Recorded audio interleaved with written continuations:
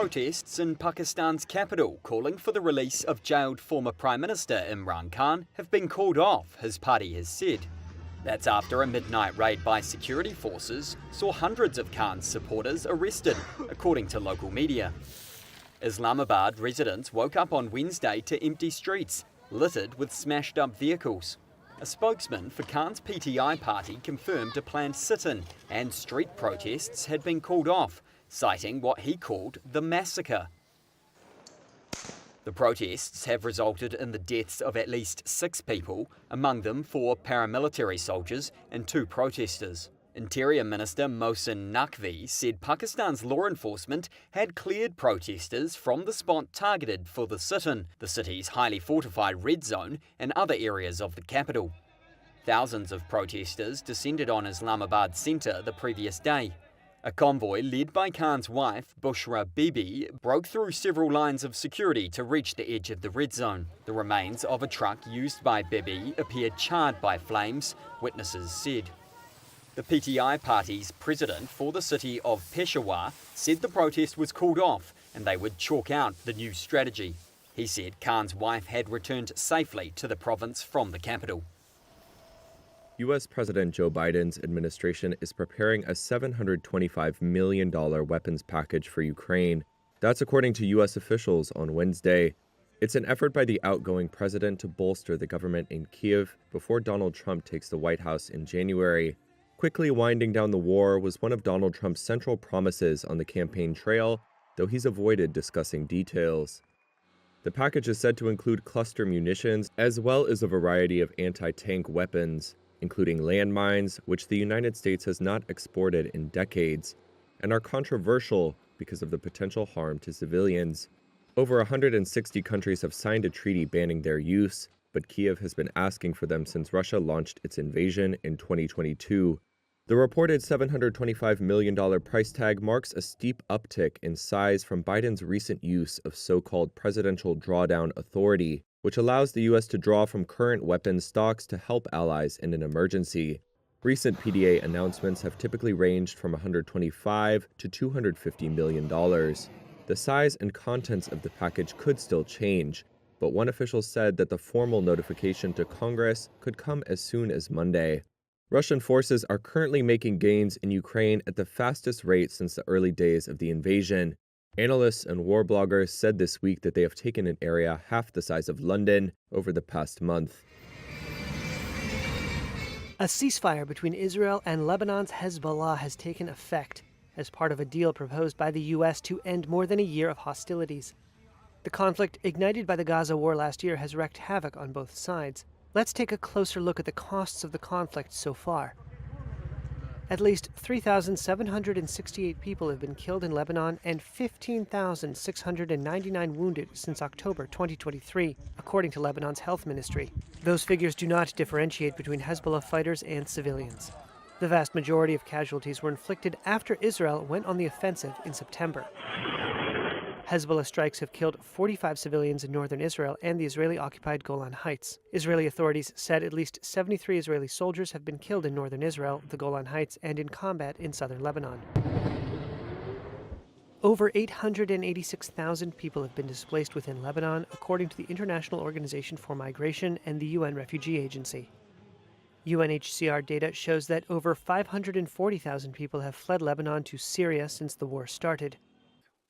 In Israel, some 60,000 people evacuated their homes in the north. Houses and buildings in both Lebanon and Israel have been destroyed. In Lebanon, the cost of damage to housing is estimated at $2.8 billion, with tens of thousands of houses in ruins. A World Bank report also estimated agricultural losses of more than $1.1 billion as crops and livestock have been destroyed and farmers displaced. In Israel, authorities estimate property damage to be at least $273 million. The bulk of the damage in Israel has been inflicted in areas adjacent to the Lebanese border, pummeled by Hezbollah rockets. A preliminary World Bank estimate has put the damage and losses in Lebanon at $8.5 billion. Lebanon's GDP is also projected to contract by 5.7% in 2024. Tourism and hospitality, which are key contributors to Lebanon's economy, have been hit hardest. For Israel, the conflict with the Iran-backed group has compounded the economic impact of the war in Gaza. The budget deficit has surged and prompted all three major credit rating agencies to downgrade Israel's rating this year. The conflict has also exacerbated supply chain disruptions and driven up inflation. This is the first application. The International Criminal Court's prosecutor, Imran Khan, said Wednesday he would seek an arrest warrant for Myanmar's military leader for crimes against humanity and the alleged persecution of the country's Rohingya minority. My office has concluded that there are reasonable grounds to believe that Senior General and Acting President Min Aung Hlaing, Commander-in-Chief of the Myanmar Defence Services, bears criminal responsibility for the crimes against humanity of deportation and persecution of the Rohingya committed in Myanmar and in part of Bangladesh between the 25th of August 2017 and the 31st of December 2017. A spokesperson for Myanmar's ruling junta did not answer calls from Reuters immediately after the announcement. Reuters has requested comments from the military government by email. 1 million Rohingya fled to escape a Myanmar military offensive launched in August 2017. It's a military campaign UN investigators described as a textbook example of ethnic cleansing. Soldiers, police and Buddhist villagers are alleged by UN investigators to have razed hundreds of villages in the remote western Rakhine state, torturing residents, carrying out mass killings and gang rapes. Myanmar has denied the allegations and says security forces were carrying out legitimate operations against militants who attacked police posts. More than 1 million Rohingya refugees now live in squalor in camps in Bangladesh.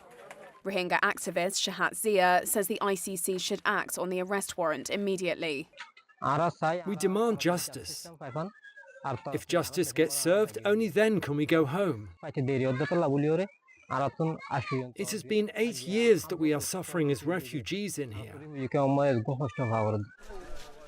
In a statement, the prosecutor's office said that more applications for arrest warrants relating to Myanmar will follow.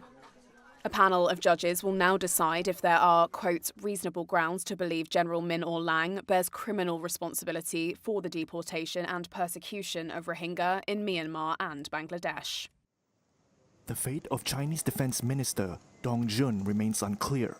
On Wednesday, 2 U.S. officials said he was being investigated for corruption, while another said the news should be treated with caution. Media reports say Dong is under investigation in a major anti-corruption effort in the People's Liberation Army.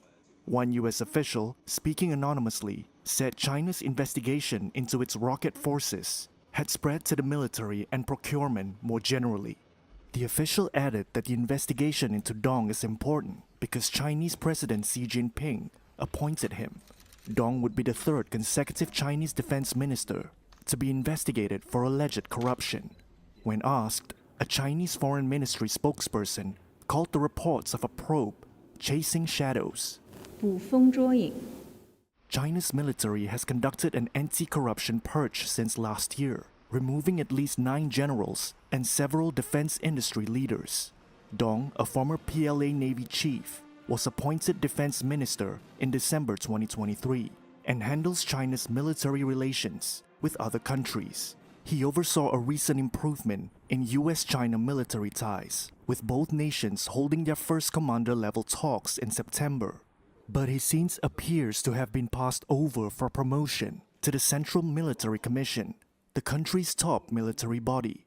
His 2 predecessors were expelled from the Communist Party in June for serious violations of discipline, a term that Beijing often uses as a euphemism for corruption. Voters waited in long lines outside polling stations in Namibia's capital, Windhoek, on Wednesday morning. It's an election that could mark a historic shift in the country's political landscape if the ruling SWAPO party loses the presidency or control of parliament for the first time. SWAPO has governed the southern African nation since leading it to independence from apartheid South Africa in 1990. Its presidential candidate is Netumbo Nandi-Ndaitwah, the current vice president. Voting is not just your constitutional responsibility, but it is also your national responsibility. Nandi-Ndaitwah would be the country's first female leader if she wins. She faces 14 opposition candidates in Namibia's most competitive election in decades. Presidential candidates need more than 50% of the ballot to win, or there will be a runoff. SWAPO saw support fall to 56% in the 2019 presidential election from 87% in 2014. Political analysts say there's a chance SWAPO could be ousted by young people fed up with high unemployment, inequality and corruption allegations. Although long-standing loyalty to the party among older and rural voters could help pull it through. Namibia has seen relatively strong economic growth in recent years, driven by investments in oil, gas and green hydrogen. But it ranks second highest in the world for income inequality, according to World Bank figures. About 1.4 million people are registered to vote in the sparsely populated country of around 3 million, according to the Electoral Commission. Results are expected within a few days. Residents in Tinzawa 10 face other threats than the violence that has raged nearby. The town in Mali's north is now being hit with drone strikes and outbreaks of disease. In July, Tuareg rebels who control Tinzawa 10 inflicted heavy losses on Russian mercenaries nearby. But since then, multiple drone strikes have killed dozens of civilians, including children, doctors and residents in the border town near Algeria. Security-related roadblocks have also hampered access to supplies, such as bed nets and medicines needed to combat outbreaks. Musa Bagayoko, a doctor based in Tinzawa 10, said the town was suffering an epidemic of diphtheria, a severe bacterial infection, as well as an uptick in malaria cases. Our current context is associated with a diphtheria epidemic in the Tinzawa 10 region. Malaria is a particular feature of this year's situation, with many patients presenting with severe anemia and a large number being admitted in a state of altered consciousness, raising suspicions of cerebral malaria. The dire conditions have been made worse by severe flooding following heavy rain across the Sahel region. And that's against the backdrop of ongoing insecurity, as Mali's army and Russian mercenaries battle separatist groups and powerful offshoots of Al-Qaeda and Islamic State. According to one village chief, tens of thousands of displaced people have been passing through Tinzawa 10. Now, amid disease and drone strikes, many of the town's residents are joining the exodus as they flee north to Algeria.